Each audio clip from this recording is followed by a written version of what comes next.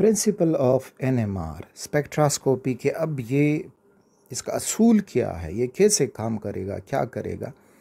तो रिमेंबर हमारे कोर्स में जो है दैट इज़ हाइड्रोजन और लिखा होगा कि एनएमआर, इसको कहते हैं प्रोटॉन एनएमआर, प्रोटॉन एनएमआर या हाइड्रोजन एनएमआर।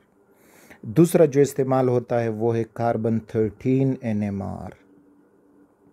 और भी कई इसके मॉडर्न किस्म आ गए हैं, तो हम यहाँ पे फोकस करेंगे हाइड्रोजन एनएमआर पे। अब जब हम हाइड्रोजन गैस को देखेंगे, प्रोटियम है, तो उसमें कई प्रोटॉन मौजूद हैं। ये प्रोटॉन है जो स्पिन कर रहा है, सपोज करें ये इसका एंटी क्लॉकवाइज स्पिन, ये क्लॉकवाइज स्पिन कर रहा है। इस तरह से एक और मौजूद है, स्पिनिंग हो रही है, कई प्रोटॉन हैं एट्सेट्रा। अच्छा, यहाँ पे ये सारे प्रोटॉन हैं इक्वल एनर्जी के, ऑल हैव इक्वल एनर्जी। अब जब हम एक्सटर्नल मैग्नेटिक फील्ड अप्लाई करेंगे तो external magnetic field B naught से रिप्रेजेंट होता है। This is external magnetic field.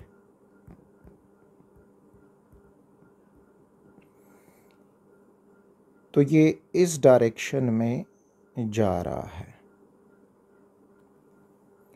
जब हम ये अप्लाई करेंगे तो ये सारे प्रोटॉन में एक कुलबली मच जाएगी। कैसे? कुछ ऐसे हो जाएंगे जो लो एनर्जी के होंगे, दिस इज़ दी एनर्जी, भी इसको लिख दें। कुछ हो जाएंगे लो एनर्जी के, यानी जो लो एनर्जी वाले होंगे they will align to the direction of external magnetic field.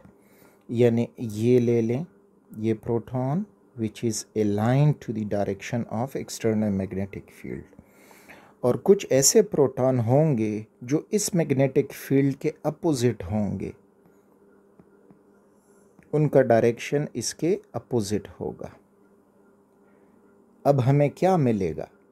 जो अलाइंड हैं, दीज आर अलाइंड, तो ये होंगे लो एनर्जी के, क्योंकि यहाँ पे मैक्सिमम अट्रैक्शन हो रही है, और जब मैक्सिमम अट्रैक्शन होगी तो सिस्टम जो है वो लो एनर्जी का हो जाता है। और ये जो अपोजिट हैं तो ये होंगे हाई एनर्जी के, क्योंकि वहाँ पे रिपल्शन हो रही है, इस वजह से अपोजिट हैं, तो ये हाई एनर्जी के होंगे। तो इस तरह से एक्सटर्नल मैग्नेटिक फील्ड की मौजूदगी में ये जितने प्रोटॉन थे जो सेम इक्वल एनर्जी वाले थे, वो अब दो कैटेगरी में तकसीम हो गए हैं। एक हो गए हैं लो एनर्जी वाले aligned with the external magnetic field, और दूसरे हो गए हैं हाई एनर्जी वाले opposite to the external magnetic field. तो अब ये था external magnetic field B not.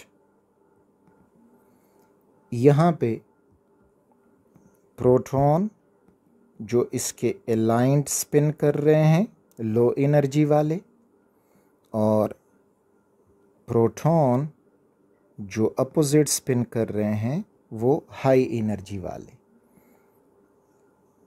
This is low energy और ये है हाई एनर्जी वाला।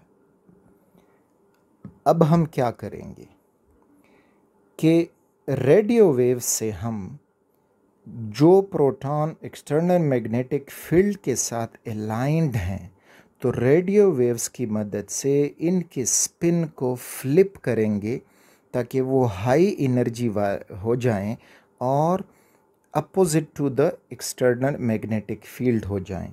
तो इधर जो डेल्टा ई है, delta E that is, suppose ये लो एनर्जी है, ये हाई एनर्जी है, तो E2 माइनस E1 ये चेंज इन एनर्जी, इतनी एनर्जी अगर हम प्रोवाइड कर सकते हैं तो वो रेडियो वेव से प्रोवाइड हो सकता है।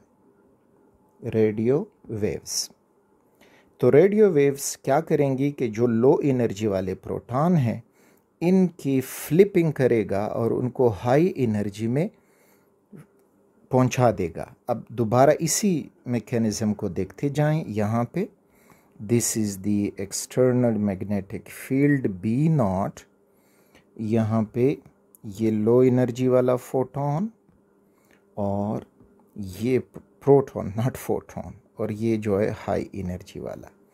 अब जब हम यहाँ पे रेडियो वेव्स प्रोवाइड करेंगे, ये हुए रेडियो वेव्स, तो रेडियो वेव्स क्या करेगा कि हमें कुछ ये कंबाइनेशन मिलेगी कि एक तो पहले से जो अपोज टू मैग्नेटिक फील्ड मौजूद थे वो होगा, दूसरा ये हो जाएगा कि ये नीचे जो aligned to the magnetic field था, लो एनर्जी वाला था, ये भी मैग्नेटिक फील्ड के अपोजिट हो जाएगा। तो रेडियो वेव्स जो हैं इसके स्पिन को फ्लिप करेंगे। It is known as spin flipping. यानी अगर वो क्लॉकवाइज था, एक्सटर्नल मैग्नेटिक फील्ड के अलाइन था, अब वो एंटी क्लॉकवाइज हो गया है, उसका जो स्पिन है वो फ्लिप हो गया है। अब क्या होगा, डिपेंड करेगा कि ये जो प्रोटॉन है कौन से एनवायरनमेंट में मौजूद है। आगे हम पढ़ेंगे शील्डेड प्रोटॉन है या डी शील्डेड प्रोटॉन है, तो उस एनवायरनमेंट के मुताबिक जो रेडियो वेव फ्रीक्वेंसी है वो भी हम बढ़ाएंगे या कम करेंगे। तो डिपेंड करेगा कि प्रोटॉन कौन सी एनवायरनमेंट में मौजूद है। तो ये था principle of the nuclear magnetic resonance, specially proton NMR। तो this flipping of proton from aligned position to opposed position high energy is known as resonance। इसको कहते हैं रेजोनेंस।